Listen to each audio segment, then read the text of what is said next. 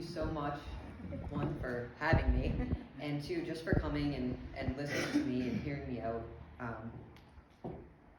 How did we get here? How did we get here? I can't tell you how many times I ask myself that question. You know, I ask it about the state of our society, the education system, about my own generation, and sometimes also about myself. How did I get here? How did I get here standing in front of all of you guys today? And what makes me so interesting that you all want to listen?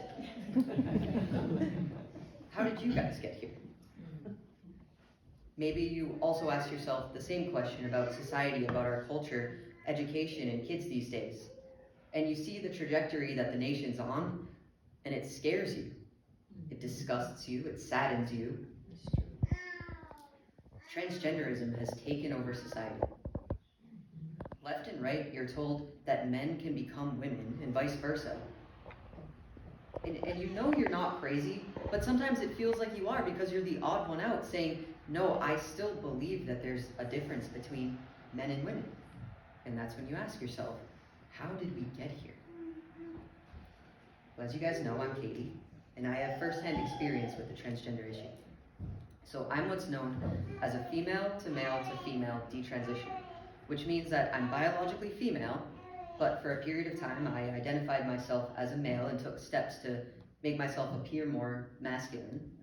That's called transitioning. So I transitioned myself socially and medically from female to male, and recently I completely stopped the process and I started detransitioning, or going back to living as my biological sex, but of course my body's permanently damaged from the experience. So I actually didn't start identifying myself as transgender until I was 18, but I came to the conclusion that I was transgender by looking back at my childhood.